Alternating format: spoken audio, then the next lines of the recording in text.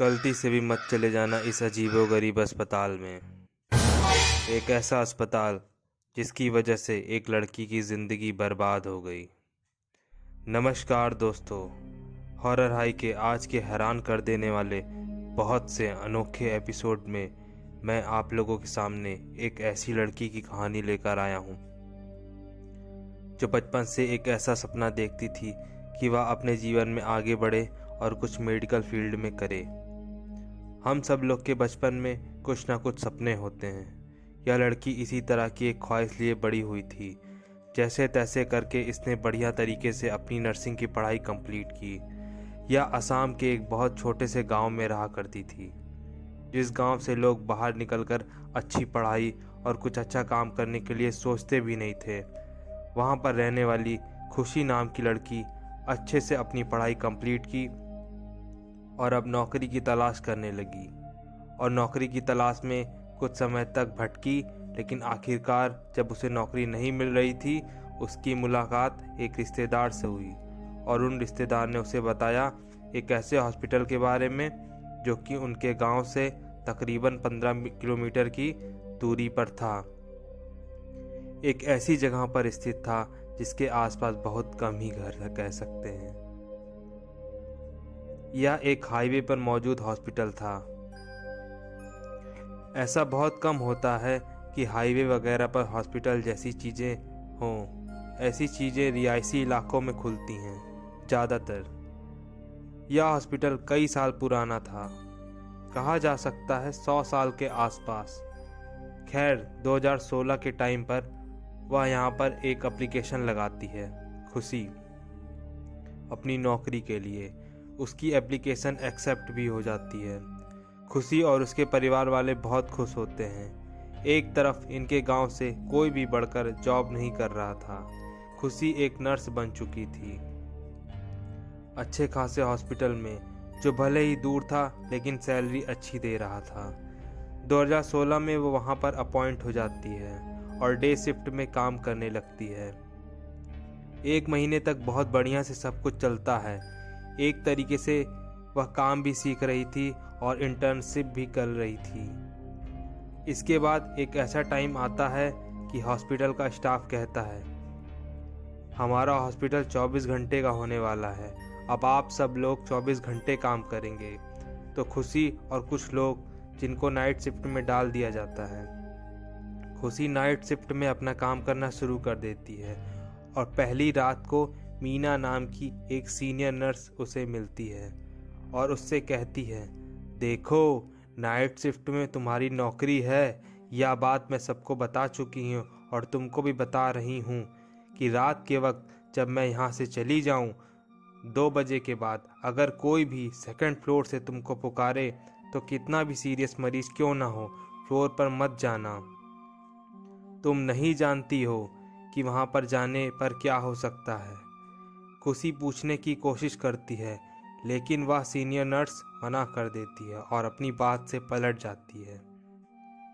खुशी अपने काम को कंटिन्यू करती है और जब रात के वक्त 12 बजे का टाइम आता है तो मीना अपने घर के लिए निकल जाती है। खुशी और हॉस्पिटल का कुछ ऐसा स्टाफ था जो नाइट शिफ्ट में काम करने वाला था। बाकी के जितने लोग थे वो वहाँ पर पहले से काम कर रहे थे। शायद वह मीना की बात को समझ भी रहे थे और उनको कुछ ना कुछ पता था, लेकिन खुशी यही बात सोच रही थी कि क्यों कोई ऐसा बोलेगा कि कोई भी मरीज कितना भी बुलाए लेकिन रात के वक्त 2 बजे के बाद 2nd फ्लोर पर मत जाना। उसको थोड़ा सा अजीब लगा, लेकिन उसने इस बात को एक्सेप्ट कर लिया। जैसे ही रात को 2 बजते हैं, 2nd फ्लोर से किसी के चिल्लाने की आवाज़ आने लगती है, जैसे कोई दर्द से कराह रहा हो। खूब तेज तेज आवाज़ आने लगती है रोने चिल्लाने की। हालांकि खुशी ने अपनी पूरी ड्यूटी 2nd फ्लोर पर 2 बजे के पहले ही निभा दी थी। अब 2nd फ्लोर पर किसी को भी नहीं जाना था, चाहे वह कोई वार्ड बॉय हो, चाहे कोई डॉक्टर हो या कोई भी नर्स हो, किसी को नहीं जाना था। 2 बजे के आसपास खुशी ग्राउंड फ्लोर पर अपने काम करने पर लगी हुई थी। बहुत ही कम स्टाफ यहाँ पर मौजूद था। ऊपर से रोने की आवाज़ आना शुरू हो जाती है। खुशी ये आवाज़ इग्नोर कर देती है और बाकी और भी एक दो लोग जो वहाँ पर रहते हैं वो भी ये आवाज़ इग्नोर कर देते हैं। लेकिन ऊपर से चिल्लाने की आवाज़ आती है कि कोई डॉक्टर यहाँ पर है, कोई मेरी मदद करो, प्लीज़ यहाँ पर कोई आओ। उसे यह बात मालूम थी कि मीना ने मना किया है और बाकी स्टाफ जितने लोग हैं 5-6 लोग, वह सब लोग इस आवाज़ को इग्नोर कर रहे हैं या भी इग्नोर कर देती है और अपने काम को कंटिन्यू करती है। अब सुबह का वक्त आता है और उसकी छुट्टी हो जाती है। खुशी घर चली जाती है। इस तरीके से 1 हफ्ते तक ऐसे ही लगातार चल रहा था। अब आया 8वां दिन। अब शिफ्ट को चेंज किया जाता है। मीना की शिफ्ट हो जाती है रात के समय और खुशी की शिफ्ट जो रहती है वो रात के टाइम ही पहले जैसी ही रहती है। रात के टाइम सब लोग अपने काम में लगे हुए थे। 2 बजे तक ऊपर की फ्लोर से सारा काम करके खुशी ग्राउंड फ्लोर पर काम कर रही थी और जैसे ही 2 बजे किसी की फिर से चीखने की आवाज़ सुनाई दी। इसने सोचा कि जाऊं क्या, क्योंकि यह चीखने की आवाज़ एक औरत की है और ऊपर एक प्रेग्नेंट औरत आई हुई थी जो एडमिट थी। खुशी को कुछ समझ में नहीं आ रहा था कि मैं ऊपर जाऊं या ना जाऊं, लेकिन इसने अपने आप को फिर भी रोक लिया क्योंकि मीना ने उसे आंख दिखाई कि ऊपर जाना नहीं, ऊपर जाने की सोचना भी मत। या सोचने लगी कि बेचारी प्रेग्नेंट औरत, उसको लिवर पेन तो नहीं हो रहा है? ये कैसी नर्स है जो मुझे ऊपर जाने से रोक रही है? यह सवाल बार बार खुशी के मन में आ रहा था। अब क्या होता है? लगभग 3 बजे का समय रहता है। रात के 3 बजे घनघोर रात हुई रहती है। सब लोग लगभग सो चुके थे स्टाफ के। रात के 3 बजे किसी काम से हॉस्पिटल के पीछे वाले इलाके में मीना गई रहती है। शायद उसको कोई काम था, इसी वजह से वो हॉस्पिटल के पीछे वाले इलाके में गई थी। अचानक से एक बच्चे के रोने की आवाज़ आने लगी।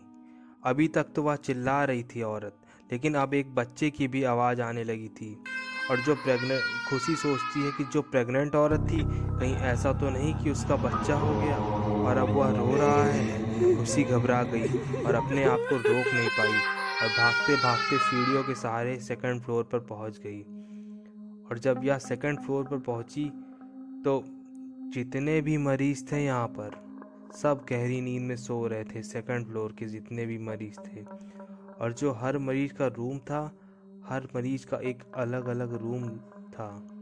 हर एक मरीज के रूम को ब्लॉक किया गया था बाहर से और उस लॉक में लाल रंग का कलावा बांधा हुआ था। एक लाल रंग का धागा, कलावा आप लोग जानते ही हैं, जो पवित्र कामों में इस्तेमाल किया जाता है। खुशी यह चीज़ देखकर अपनी आंखों पर विश्वास नहीं कर पा रही थी और सोच रही थी यह सब क्या है। खुशी अब यह सोच रही थी कि जब मैं यहाँ पर आ रही थी नीचे 2 बजे के पहले, तो ऐसा कुछ नहीं था। जब मैं 2 बजे के पहले यहाँ पर काम कर रही थी तो यहाँ पर कोई भी ताला नहीं लगा था और कोई भी धागा नहीं बंधा था। लेकिन आज जब मीना यहाँ पर आज रुकी हुई है, जो उसकी सीनियर नर्स थी, तो यहाँ पर मैं क्या देख रही हूँ? हर एक पेशेंट रूम में ताला लगा हुआ है, वो भी एक लाल धागा बांधकर। उसको कुछ समझ में नहीं आ रहा था। फिर अचानक से पीछे से किसी की हलचल उसको समझ में आई। उसको लगा शायद कोई वार्ड बॉय या कोई नर्स मेरे पीछे आ गई है, अब तो मुझे डांट पड़ेगी। तभी फटाक से पीछे मुड़कर देखती है और क्या पाती है? एक लंबी सी औरत काली साड़ी पहनकर खड़ी है और उसके हाथ में एक बच्चा है जो बिल्कुल मरी जैसी हालत में है। जैसे लग रहा है कि बच्चे के अंदर जान ही नहीं है। पहले तो उसे ऐसा लगा कि बच्चा सो रहा है, और लेकिन उसको जब देखती है खुशी तो उसको लगता है कि उसकी सांसें जो थी वो रुकी हुई थी। बच्चे के शरीर पर एक भी कपड़ा नहीं था और उस औरत ने उस बच्चे को ढाका भी नहीं हुआ था। उस बच्चे का शरीर बिना कपड़ों का था। वह बच्चा बिल्कुल नवजात शिशु था पूरी तरीके से। इसने सोचा कि यह औरत कौन है जब सबके रूम के सामने ताले लगे हुए हैं तो यह बाहर कैसे घूम रही है? और ये अपने बच्चे को लेकर ये बाहर निकली तो निकली कैसे अगर सबके रूम में कलावा बंधा है? इसने किसी को उठाया भी नहीं। और जब उसने उस औरत की शक्ल ध्यान से देखी तो वो औरत की शक्ल बिल्कुल अजीब लग रही थी, और वो औरत बहुत ज़्यादा दुखी लग रही थी और इतनी परेशान लग रही थी कि इसकी कोई लिमिट नहीं। इसने इस बच्चे की तरफ ध्यान से देखा और उसकी सांसों को नोटिस करने की कोशिश की, तो यह पाई कि बच्चे की सांसें तो चल ही नहीं रही है। खुशी घबरा गई और उसने उस औरत से पूछा, तुम्हारा बच्चा तो ठीक है? अभी तो तुम्हारा बच्चा रो रहा था, लेकिन अब कोई हलचल नहीं कर रहा है। अब वह औरत खुशी की तरफ आगे बढ़ती है और जोर जोर से रोना शुरू कर देती है। खुशी को उसकी आवाज़ कान में बहुत ही ज़्यादा खराब लगने लगी थी और डराने लगी थी। खुशी जैसे ही भागने की कोशिश करती है, मानो वह औरत उसके सामने आ जाती है और फिर अचानक से अपने बच्चे को अपनी गोदी से गिरा देती है। और अब उस बच्चे का शरीर अपने आप से बढ़ने लगा था। खुशी की हाइट तकरीबन 5 फुट 6 इंच की थी, लेकिन वह बच्चा अचानक से खड़ा हो गया। अभी तक जो बच्चा नवजात शिशु दिखाई दे रहा था, अब वह एक मैच्योर इंसान की तरह दिखाई दे रहा था, लेकिन अभी भी मरा हुआ था, जो खड़ा हो चुका था, जिसकी हाइट तकरीबन 6 फीट हो गई थी। या बहुत ज़्यादा घबरा गई। सामने से जब उसने उस बच्चे को देखा, तो इसको ऐसा लगा जैसे कोई ज़ॉम्बी खड़ा है या फिर कोई मुर्दा खड़ा हुआ है। इसको कुछ समझ में नहीं आया और वह किस तरह से रिएक्ट करे। खुशी जोर से चिल्लाई और वहीं पर बेहोश हो गई। अब क्या हुआ उसको कुछ पता नहीं। वह पूरी तरह से ब्लैंक हो चुकी थी और बेहोश हो चुकी थी। सुबह का वक्त हुआ। किसी ने जाकर खुशी को जोर से उठाया, उसके ऊपर पानी वानी छिड़का, तब जाके उसे होश आया। खुशी उठने के बाद अपने आसपास देखती है तो क्या पाती है, जो वार्ड बॉय और मीना यहाँ पर खड़ी थी, जो गुस्से से एक टूक लगाए उसे देख रही थी, मानो कि या उसकी आंखें उससे कुछ कहना चाह रही थी। खुशी तुरंत पेशेंट के कमरों की तरफ देखती है और पाती है कि लाल रंग से लिपटा हुआ ताला भी वहाँ पर मौजूद नहीं था। पेशेंट भी अब अपनी नींद से कुछ कुछ जाग रहे थे और कुछ कुछ सो रहे थे। वह समझ गई कि सुबह का वक्त हो चुका है, मैंने कुछ गलती कर दी है, और जैसे ही वह होश में आती है वहाँ से भागना शुरू कर देती है, क्योंकि रात की चीज़ें उसे याद थी कि वह भागकर नीचे आने की कोशिश कर रही थी, लेकिन उसके बाद क्या हुआ उसे कुछ पता नहीं। वह जाकर नीचे बैठती है और पानी पीती है। मीना गुस्से में आकर उसके पास बैठती है, लेकिन इस बार उसने कुछ नहीं कहा। पर खुशी ने चिल्लाते हुए कहा कि मैं मानती हूँ आप मेरी सीनियर हैं, लेकिन आप मुझसे बातें क्यों छुपा रही हैं? ऐसा क्या है ऊपर जो आप बार बार मुझे जाने से ऊपर रोक रही थी? क्यों कोई हमारे हॉस्पिटल में काम करने वाला स्टाफ सेकंड फ्लोर पर 2 बजे के बाद नहीं जा सकता, चाहे किसी की जान भी क्यों ना चली जाए? कौन थी वह औरत जो मेरे सामने आई थी, और कौन था वो बच्चा जो मेरे सामने आया था और उसका अजीब तरीके से उसका साइज बढ़ने लगा, और वह देखते ही देखते बच्चे से एक आदमी बन गया, और उसको देखकर ऐसा लग रहा था कि वह इंसान नहीं, जीता जागता मुर्दा है। लगातार एक के बाद एक सवाल वह मीना से पूछ रही थी। मीना ने पहले खुशी को शांत कराया और कहा, चलो हॉस्पिटल के बाहर चलो, तुम्हें कुछ बताना है। इस वक्त सुबह के 6:30 बज रहे थे। उसने बताया कि आज से ठीक 14 साल पहले की बात है। इस हॉस्पिटल में एक औरत आई जिसके आगे पीछे कोई भी नहीं था। पति, माँ बाप, रिश्तेदार, किसी का कुछ भी पता नहीं था, और वो औरत लीवर पेन में थी और बहुत ज़ोर ज़ोर से रो रही थी। यहाँ पर जो डॉक्टर था वह पैसों का बहुत बड़ा लालची था। इंसान को कुछ भी हो जाए, मगर वह बिना पैसों के किसी का इलाज नहीं करता था। वह तड़प रही थी, लेकिन डॉक्टर को कोई फ़र्क नहीं पड़ रहा था। सब लोगों ने डॉक्टर को समझाने की कोशिश की, लेकिन वह नहीं समझ रहा था। फिर हमने जैसे तैसे करके डॉक्टर को समझाया और उसे लेकर उसकी डिलीवरी करवाने के लिए गए। तो क्या हुआ? बच्चा तो हुआ, लेकिन वह मरा हुआ था। यह देखकर औरत जोर जोर से तड़प तड़प कर रोने लगी और शायद वह उस गम को संभाल नहीं पाई। उस औरत को शांत कराने के बाद जब हमारी नज़र इधर उधर हुई, हम दूसरे पेशेंट को देखने के लिए सेकंड फ्लोर में गए तो रात का वक्त था, 2 बज रहे थे। वो औरत अपने बच्चे को गोद में उठाई और जाकर सेकंड फ्लोर की खिड़की से नीचे कूदकर अपनी जान दे दी। उसके बाद से कोई भी हॉस्पिटल का स्टाफ सेकंड फ्लोर में आता है तो वो जिंदा वापस नहीं लौट पाता। शायद उसकी आत्मा यहाँ पर भटकने लगी है। किसी भी पेशेंट को किसी तरह का नुकसान नहीं पहुंचाती ये आत्मा, लेकिन अगर कोई भी हॉस्पिटल का स्टाफ आता था तो वह या तो पागल हो जाता था या तो उसकी मृत्यु हो जाती है। इतने सालों तक, काफ़ी समय तक हम लोगों ने यह फेस किया है और आखिरकार हम लोगों ने यह डिसाइड कर लिया कि रात के 2 बजे के बाद जब यह कांड हुआ था, हम में से कोई भी सेकंड फ्लोर में नहीं जाएगा, चाहे कुछ भी हो जाए, चाहे कोई भी क्यों ना मर जाए। क्योंकि पेशेंट को जब तकलीफ़ होती है वह चिल्लाता है, उसके बाद अपने आप वह ठीक हो जाता है। शायद उस औरत की आत्मा पेशेंट को ठीक कर देती है, इसलिए 2 बजे के बाद हमने ऊपर जाना छोड़ दिया है। और इतने सालों बाद आज तुम गई, अच्छा था कि तुमने भी कुछ गलत नहीं किया, वरना ज़्यादा सवाल करने की कोशिश नहीं की, नहीं तो पता नहीं तुम्हारे साथ क्या होता। तुम्हारे जीवन के ऐसे कौन से कर्म हैं जिसकी वजह से तुम सही सलामत बच गई। खुशी बहुत ज़्यादा घबरा चुकी थी और हॉस्पिटल से जाने का समय हो चुका था।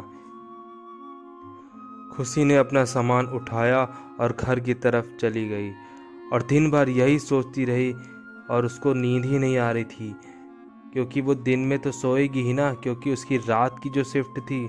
फिर आखिरकार इसने घर वालों के साथ मिलकर यह फैसला लिया, सारी बात घर वालों को बताई। घर वालों को भी चिंता हुई कि हमारी लड़की है, कुछ हो गया तो बहुत बड़ी बात हो जाएगी। घर वालों ने भी खुशी की बात का विश्वास किया और खुशी ने यह फैसला किया कि अब वह उस हॉस्पिटल में नहीं जाएगी। उसने उस हॉस्पिटल में जाना पूरी तरीके से छोड़ दिया और अच्छी खासी नौकरी उसने ठुकरा दी। खुशी ने उस हॉस्पिटल में काफ़ी समय तक काम किया था, लेकिन जब उसे इस बारे में पता चला तो उसने अपनी नौकरी छोड़ दी और वह घर पर बैठने लगी।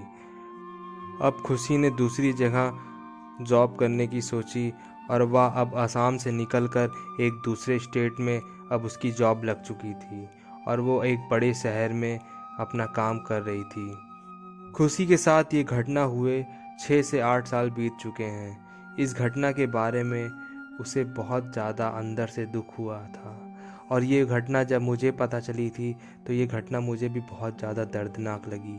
मैं आप लोगों को बताना चाहता हूँ कि ऐसा काम कभी किसी के साथ नहीं करना चाहिए, किसी की मजबूरी का फ़ायदा नहीं उठाना चाहिए, क्योंकि यह घटना जिसके साथ हुई होगी उसके ऊपर क्या बीत रही होगी। मैं उस औरत की बात कर रहा हूँ कि डॉक्टर जिसकी मदद कर सकता था, लेकिन उसने कुछ नहीं किया। चंद पैसों के चक्कर में उसके बच्चे को ठुकरा दिया गया और आखिरकार उसने अपनी जान दे दी और आज तक उसकी आत्मा इतने सालों तक दर्द में भटक रही है। खुशी के वहाँ पर उस हॉस्पिटल में जॉब छोड़ने के बाद एक नए डॉक्टर की वहाँ पर नियुक्ति होती है, लेकिन वो डॉक्टर इन सब बातों पर विश्वास नहीं करता था और उसने नर्स की बात को ना मानते हुए रात के 2 बजे के बाद भी वहाँ गया और दूसरे दिन उसकी लाश सीढ़ियों पर मिली, जिसके बारे में किसी को कुछ भी नहीं पता है कि वह कैसे मरा, उसको किसने मारा, और वो एक राज ही बन के रह गया। दोस्तों, आत्मा जो होती है वो हमेशा रुक जाती है।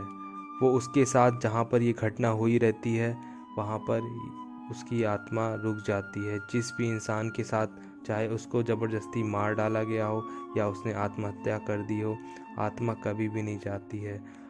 और उस औरत की आत्मा इतने सालों तक वहीं आज भी दर्द में भटक रही है।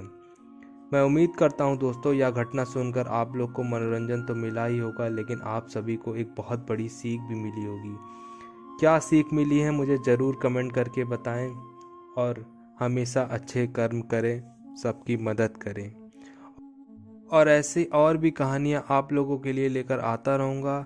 आपने अगर इस वीडियो को देखा है यहाँ तक तो चैनल को ज़रूर सब्सक्राइब कर दीजिए और बेल दबाकर ऑल के ऑप्शन पर क्लिक कर दीजिए। चलिए मिलते हैं एक नई कहानी के साथ। अपना ख्याल रखिए, तब तक के लिए शुभ रात्रि।